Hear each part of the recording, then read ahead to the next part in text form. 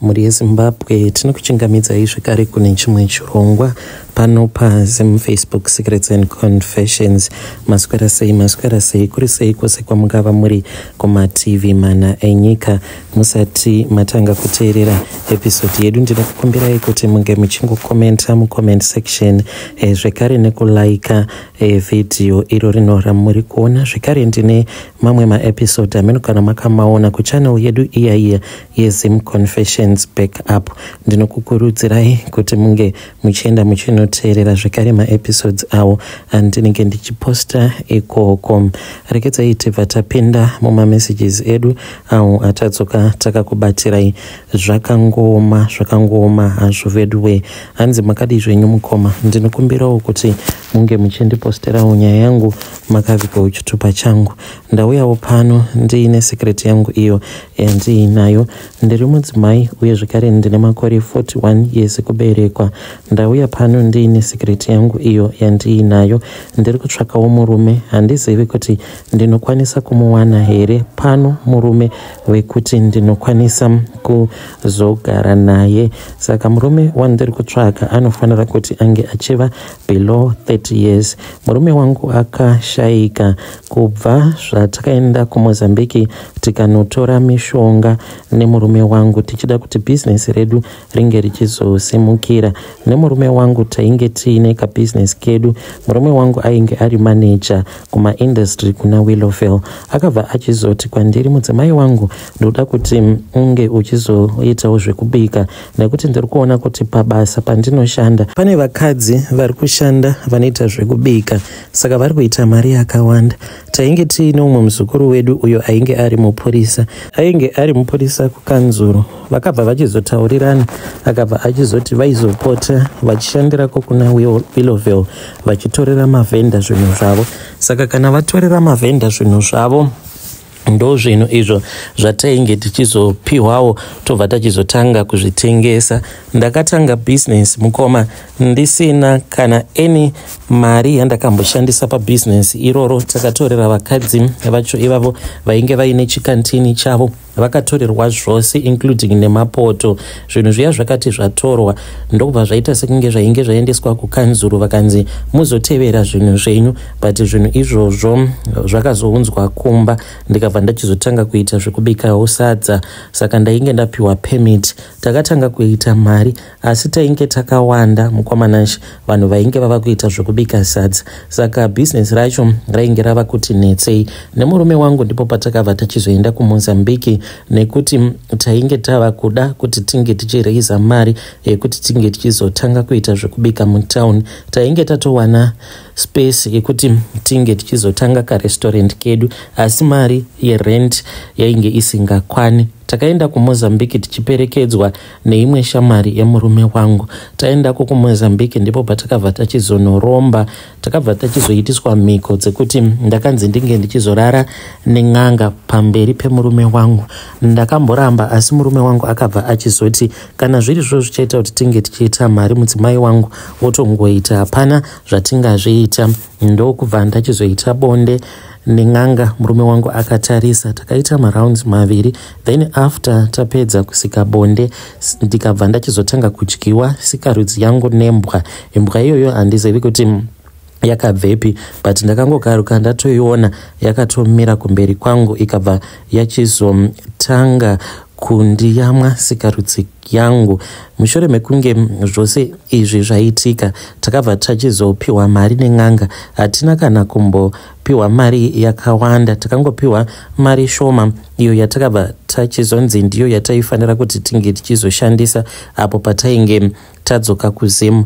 Ndo mari yatakazobatanidza tikabva tachizoenda tikabva tachizonobhadhara muridzi weshop, tikatotanga kakantini kedu. Saka takazoita rombo rakanaka rekuti mushopu medu mainge muchiuya vanhu vakawanda.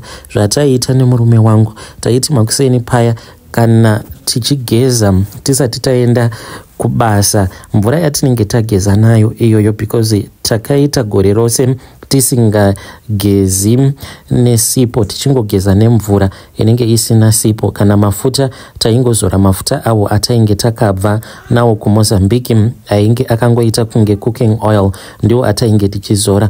Mvura yatinenge tageza nayo tainge tisingairasi, ndaibva ndachizoisa muchigubhu ndobva ndaisa mumotikari, ndo mvura yandaizobikisa nayo sadza zvekare ndichizoisa mune kamwe ka 2 liters ako kataiisa kekuti vanhu vange vachizonwa. Saka vanhu vaitanga kutenga sadza maplate ekutanga vodya murestaurant kana asiri matakeaway, tainge tichivanwisa mvura idzodzo.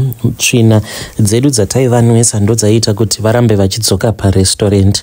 Zvinhu zvedu zvakazotipandukira, ndipo patakabva tachizodzokera kuMozambique. Tadzokera kuMozambique takasvika sekuru vachirwara, vakabva vachizoti ndikuda kukugadzira, unoda here kuti ndige ndichikugadzira iwe nemudzimai wako? Tikabva tachizobvuma mushure mekunge taudzwa kuti tainge tava kuchipiwa mhiko dzekuti murume wangu ainge ava kutendedzwa kuti ange achiita magirlfriends, but anofanira kungaita magirlfriends vakadzi vanenge vari under age 16 and below, ndivo vaanenge achidanana navo and achirara navo. Ndakatarisa iniwo ndakabva ndachizonzi ndaifanira kuti ndinge ndichizopota ndichirara nevakomana vanenge vari under age 18 and below, ndichirara navo. Murume wangu akatarisa, takagara pasi nemurume tikatenderana tikati kana zviri izvozvo zvichachengetedza upfumi hwedu ndo zvataifanira kuti tinge tichiita izvozvo. Tikadzoka zvekare muno muZimbabwe ndokubva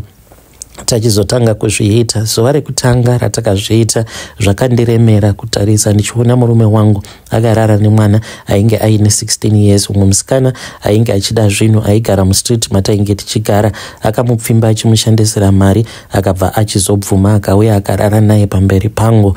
After that tainge tatojairira. Iniwo ndainge ndichifamba ndichiti kana ndikapfimbwa nekutopfimba, especially kuchechi ndaitopfimba vanenge vachiri mayanga generation, ndo vandaipfimba ndichitodanana navo. Fast forward murume wangu akazotanga kurwara.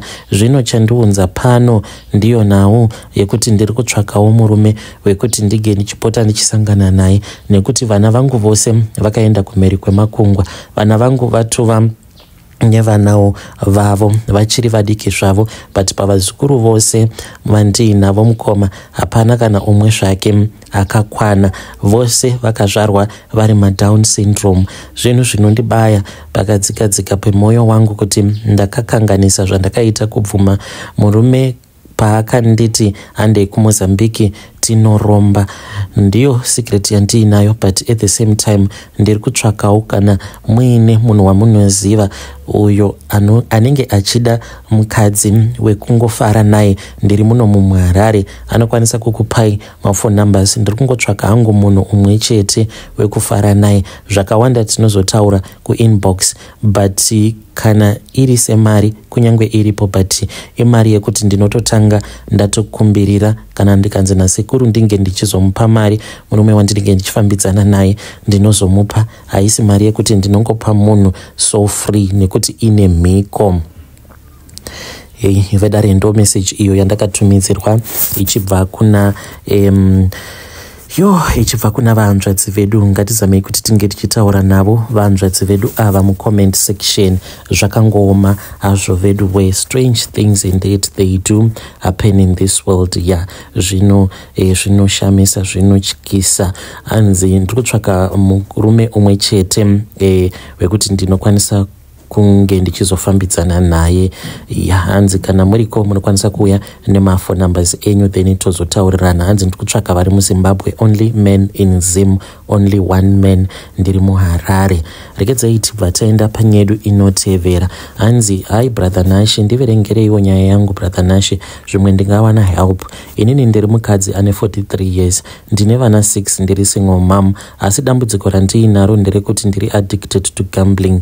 Please help. Ndinoshanda mazuva ose asi iko zvino ndiri kutorara mumagaraji nekuti ndiri kurarama upenyu hunorwadza. Ndakatora mari dzevanhu dzezvimbadzo, saka mari yandinoshanda ichiuya vezvimbadzo vanenge vakamiririra kumba, ndosara ndisina rent neyekuti ndichengete vana. Handiziviwo kuti rubatsiro rwandingawanawo pano ndangouyawo kuzotaura kumhuri yeZimbabwe kuti indibetsera inge ichizondibetsera. Vana vangu handichakwanisi kuvachengeta nekuda kwegambling iyo yaparadza upenyu hwangu. Handichina hope.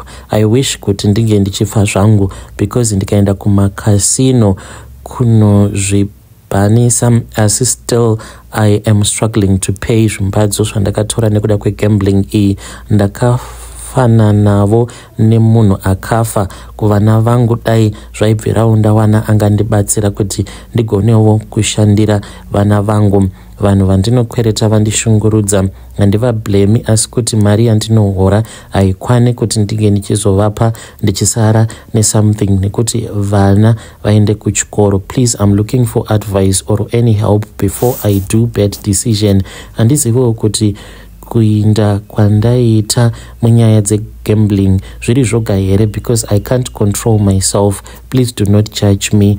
I am in a serious problem. Chanyanya kuti ndinge ndichiuya pano ndechekuti ndiri breadwinner mumba mamai vangu. Apa ndivo vane vana vangu, so kutambura kwangu kutambura kwavo. Ndinoshanda asi ndinosara ndisina kana senti.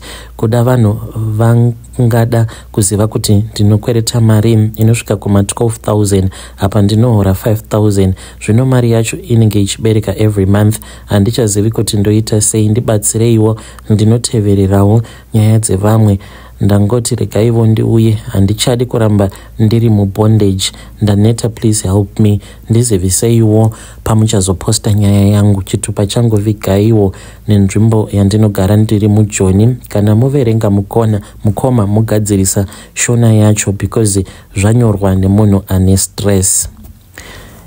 Vedare ndo message iyo yandakatumidzirwa ichibva kuna vanzvadzi vedu vari kuti ivo vakatanga zvegambling vari kuti mugore ra2023 pakaipa kana kuri kunziwo you were also addicted kuzvindege zvegambling iya yepamafoni. You can come to my inbox mumboona kuti mungavabatsira sei vanzvadzi vedu ava so that vange vachikwanisa kubatsirikana vasangoramba vari addicted to gambling. Hanzi kunyange ndikaenda kumakasino ndikavaudza kuti please ban me from entering your casino but still ndinongoramba ndichiita zvegambling. Zvakangoma hazvo vedu we. Zvimwe zvacho zvinenge zvitori nemhepo yaunenge wakatosundidzirwa kuti no matter what you do you will never achieve anything. Ngatizamei kuti tinge tichitaura navo mucomment section. Rekedzai tibva taenda panyedu inotevera. Nyedu inotevera yakamira sekudai so. Hanzi makadai zvenyu mukoma, ndinokumbirawo kuti munge muchindiposterawo nyaya yangu makavigawo chitupa changu. Ininiwo ndauyawo pano ndiine secret yangu iyo yandiinayo. Handina kunge ndakaziva kuti musikana uyo wandainge ndakasangana naye paFacebook ainge achazondishungurudza sezvaari kuita. Ari kundishungurudza zvisingaiti and handizivi kuti ndingaita zvekuita sei kuti ndinge ndichibuda munhamo yandiri kuoneswa nechipoko chake. Izvi ndo zvakaiitikawo kwandiri mukomanashe. Ndakauyawo muno muSouth Africa. Ndauya muno muSouth ndakabva ndachizotanga kushanda mumaSomalia. Ndaishandira umwe muSomalia ainge aine wholesale but akabva anditi ainge achida kuvhura chispaza shop. Akabva achizovhura chispaza shop. Mushure mekunge avhura chispaza shop chake ndokubva ndachizotanga kushanda kuchispaza ikoko. Ndakabva ndachizotanga kuwirirana neumwe mukomana wekuMalawi uyo aigara achindiudza kuti kwavo kwainge kuine n'anga mudzinza ravo. Saka ndakabva ndachizoenda naye kuMalawi ndakaita zvivindi. Ndasvikako mukoma ndakabva ndachizobatsirwa nasekuru vake. Vakabva vachizondipa imwe cape. Vakabva vachizoti kwandiri cape iyi unofanira kugara wakaipfeka nguva dzose kunyanya apo paunenge uchirara nemunhukadzi. Cape haifaniri kuti inge ichibva mumusoro mako. Ndikabva ndati zvakanakai sekuru. Ndokubva ndachizotanga kubatsirwa navo sekuru ivavo. Ndikabva ndachizouya kunoku kuSouth Africa but vainge vachingondibatsira chete. Ndakabva ndachizoti nerimwe zuva ndakarara ndakarota umwe mukadzi ainge akanaka akauya akabva anditi ndakupa mission yekuti unge uchisangana nevakadzi 20 iwo uno mwedzi uchaona kuti ndichakuitira zvii. Ndakabva ndachizotanga kutsvaka vasikana vekurara navo. Ndakaona kuti vasikana vacho vainge vachida kutanga vambopfimbwa, ndokubva ndatanga kungoita zvekukecha ari mahure. Ndikatoona kuti zvainge zvakatorongeka mukomanashi. After ndarara nemahure iwawo 20 ndakabva ndachizowana mari. Ndakangomuka nerimwe zuva ndikabva ndaona kuti mumba mainge muine mari, ndikafara chaizvo. After that ndakabva ndachizobva kulocation kwandainge ndichigara ndokubva ndachizotanga kugara somewhere else. Ndikabva ndachizotanga kuita zvekudanana nemasouth African. Nerimwe zuva ndakati ndiri pamafacebook ndopandakabva ndachizoona painge pakanzi people you may know, ndokubva ndachizosangana neumwe musikana. Ndakaona kuti picture rake rainge rakanaka, ndikabva ndachizotanga kutaura naye. Akandiudza kuti ainge atori that much into me. Ndikabva ndachizoti iri bo and tikazototanga kutotaura tose. Akanditumidzira mapictures ake ndikatoona kutoti ainge ari munhu ainge ari bo. Ndakabva ndachizoenda kwaainge achigara ndokubva ndachizorara naye. Handina kunge ndakaziva kuti munhu anonamata. Zvinhu zvangu zvakabva zvachizopanduka. Ndakati ndadzoka kumba ndikabva ndachizotanga kurohwa nezvikwambo zvangu. Ndakazvibvunza kuti sei muri kundirova, zvikabva zvati tarira uone. Pandakatarisa ndopandakabva ndachizoona kumadziro kwainge kuine movie rainge richitoitwa in real life. Ndikatomuona musikana wandainge ndabva mukurara naye ainge akatopfugama achitokumbira kuna Mwari ruregerero. Apa ainge akatopfeka garments. Saka zvakatanga kundirova zvichiti tarira uone tiri kutsva. Kunamata kwaainge achiita zvainge zvichitotsva. Saka zvakandirova ndikakuvara. Ndakaita mazuva akawanda ndisingabudi kana panze nekuti ndainge ndakazvimba. Kubva ipapo kusvika pari nhasi nekuda kwezvandakaita ndiri kungonetswa nechipoko chake. Musikana uyu mukomanashi ndakabva ndachizomurongera matsotsi. Ndaiva ndine umwe wandainge ndichiziva muSouth African wandinowirirana naye, he is a taxi boss. Saka ndakataura naye ndikamuudza kuti pane munhu wandoda kuti ange achizofa. Zvakatitorera gore rose mukoma. Motikari yaakazotokwira achitoenda kumusha akaita zvekuhaika. Motikari yainge ichidhiraivwa nemunhu ainge akadhakwa. Munhu iyeye mukoma ainge atopiwa madrugs asingatozvizivi kutoti rainge ritoriwo zuva rake rekufa. Apa kwainge kuine imwe motikari iyo yainge ichidhiraivha iri kumashure kwavo. Vakati vachifamba then yakabva yachizorohwa nepfuti vhiri rekumashure. Akapanika. Apa motikari hanzi yainge ichita kubhururuka. Yakarohwa nepfuti nemamwe maZimbabweni ainge atsvakwa nemurume iyeye uyo wandinowirirana naye anoita zvemateksi. Vakarova vhiri rekumashure nepfuti. Motikari yakabva yachizopidiguka. Vakafira vose paspoti vari vaviri vainge vari mumotikari. Musikana wandainge ndakambodanana naye nadhiraivha vose vakafira paspoti. Achingofa chete ndakabva ndachizotanga kumuona. Ndainge ndakatorara ndikanzwa ndichitemwa nemusoro. Pandakasimudza musoro ndokubva ndakabva ndaona kuti mumba mainge muine munhu ainge akazara neropa. Akabva ati ko wandiurayirei, chandakutadzira chii? Akatanga kuchema cheti yuwi kani mwana wangu kani, mwana wangu Mwari, mwana wangu kani manditorerei, ko ndianiko achachengeta mwana wangu? Saka akabva anyangarika akati ndiri kudzoka ndava kumbotevera chitunha changu.